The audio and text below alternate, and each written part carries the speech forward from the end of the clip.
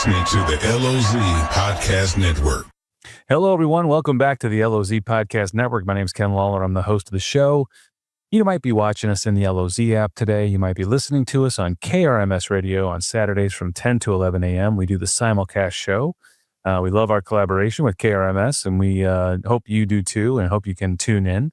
We talk to a lot of people around the lake, and in this segment, we're kind of getting into, I think it's sort of charity, but also sort of fun. And anytime you talk about animals, everybody loves that. So we got Taylor Teal with the Ozarks Cat and Canine Shelter. How you doing, Taylor?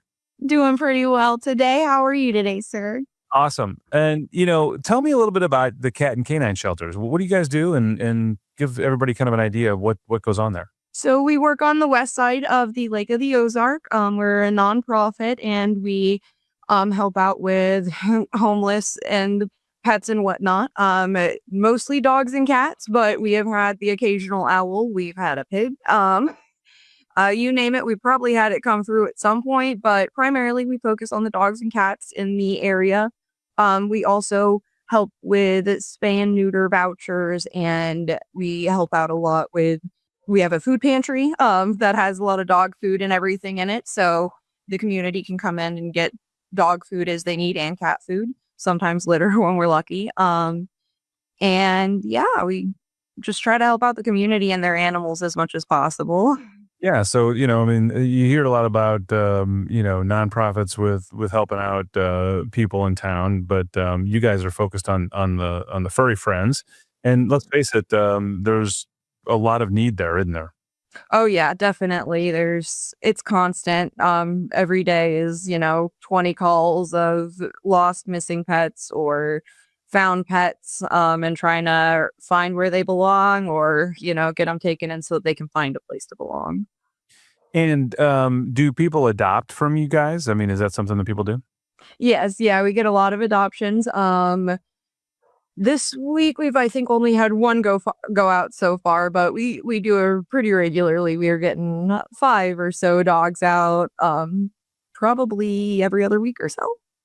So how are you different from the Humane Society? Like, give me a little, is it pretty similar, or is it something you guys you have a little different? It's not terribly different. The main thing I believe would be the live release rate is what's big in shelters. Is the live release rate is how they're kind of judged often.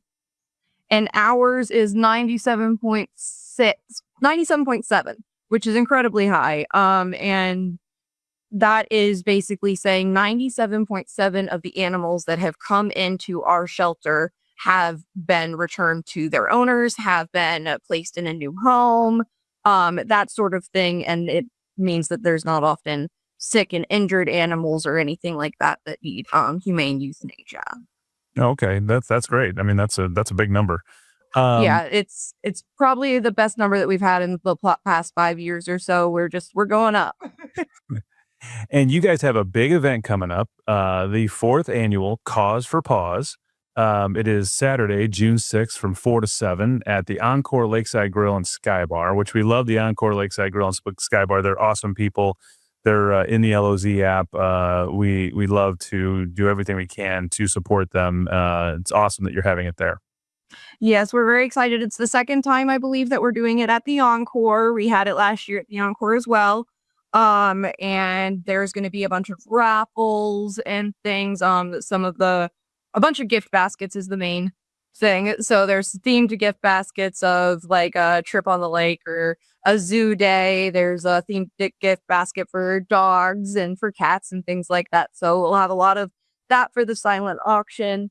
And also, if you bring in a 10-pound bag of dog or cat food, it gets you an automatic raffle ticket for. Okay, so bring a bag of cat or dog food and get your raffle ticket, and then that way we got some extra food on hand for all the animals you got to take care of. Exactly. You can always use it. The community, we're all going through tough times at different moments, and having something for the community to come and feel a little bit better about things, especially when it comes to feeding their animals. They're just always so grateful when their animals are being fed and they don't have to worry. And so when you guys do these kind of things like the cause for pause, that's really crucial to you guys making it through the year, isn't it? Yes, definitely. We're fully nonprofit. We all of our income comes from these community events and from our thrift store. So doing these community events really puts us ahead on that sort of a thing. Getting the word out there, it advertises our pets amazingly, as well as getting the donations and the awareness that we're here and that we're here to help. And that, the more people that help us, the more people we can help. And I guess it's kind of cool to see the adoptions done too. I mean, do you have any cool success stories of somebody who adopted a pet and just, made their world? Man, I'd say most adoption success stories would trying to think of off the top of my head. It almost every single one is just it always is rewarding, especially when we have them. Sometimes they'll bring them by to say hi and we get to see them all grown up. If you go to our Facebook page, we posted for Adoption Dog Day or Rescue Dog Day, and we got over 120 comments of people commenting with their dogs that they adopted from us from 15 years ago, some of them, and we were replying with their little baby intake pictures and stuff. But I'd say that's probably one of my favorite moments was within the last week. And that post it got so many. And there were some dogs that I hadn't seen since they got adopted. And it's so beautiful to see them thriving and living their best lives. Yeah. What do you see most of the time when you're getting pets in? Is it just runaway pets that are out there in the wild? Or is it, elderly people that can't keep the pets anymore? I mean, what do you see? Where are these pets coming from? Honestly, the majority of the animals that we tend to get in have been abandoned. They are sometimes it's age and medical condition, and they just, the person can't take care of them, can't afford it. They tend to dump. We do get dogs in and cats in that our owner surrenders specifically, and that's usually in the case of like something crucial happening in the life and whatnot. But most of our animals do come from situations where they were abandoned and left and, out just to kind of fend for themselves. So a lot of them do have, a little predisposition or being a little nervous, shy, because at one point in their life, somebody said, you'll do fine on your own. And so they don't really know if you're going to be a person that's going to do that or if you're going to stick around. Yeah. Well, I mean, it's such a cool thing you guys are doing and such a needed service out there. And I hope everybody can contribute in some way to helping you out, whether it's doing it at the fundraiser that you're having here on June 6th or at any time people can donate, right? I mean, donations. And we also very much encourage volunteering. Our volunteering is kind of come and go as you please. There's not specific hours. It's just if you got 10 minutes and you want to walk a dog, come on in and walk a dog sort of a thing. We do have an application process for the volunteer so that we do an orientation, kind of get you an idea of what goes on in the kennel. But after that orientation, it's make your own hours. You come in whenever you want. You want to pet a cat one day and you want to walk a dog the next. There's no limit to the amount of time or anything like that. And they can always use that extra attention and those different faces.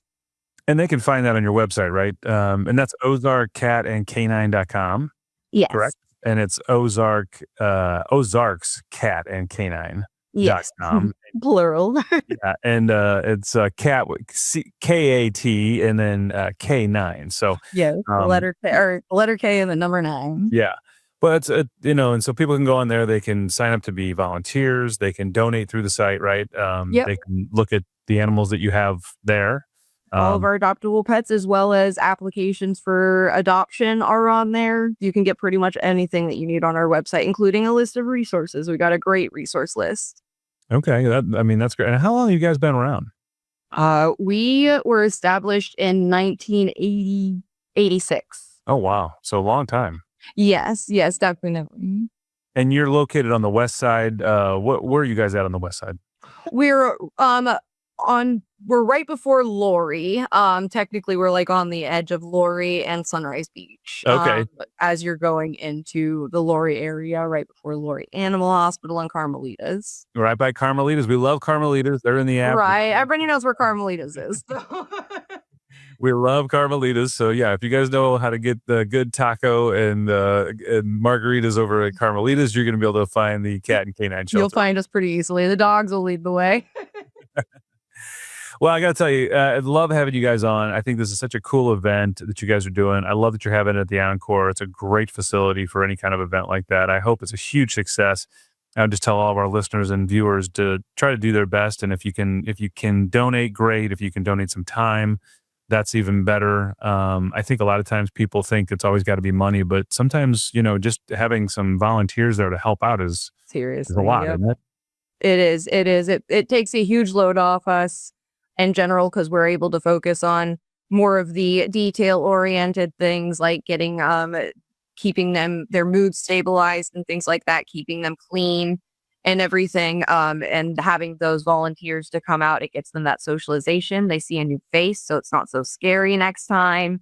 They get to work on their leash walking or just play and just be a dog for a moment, because some of them, they haven't gotten that much experience just being a dog.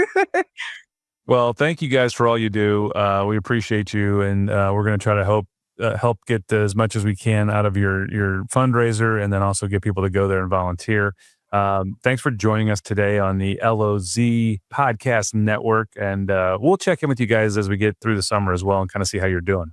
Sounds awesome. Thanks for having us. And you don't need a bracelet to get into the event, by the way. It's free of charge if you bring that 10-pound bag. That's all you need, guys, really. But since the bracelets aren't being sold anymore, I just didn't want that to sound like it's too bad. No, that's fine. Guys, bring a bag of dog food, cat food, litter, anything you can, and help them out. But thanks for joining us today on the LOZ Podcast Network. We appreciate your time. And everybody else, we'll be right back after these words.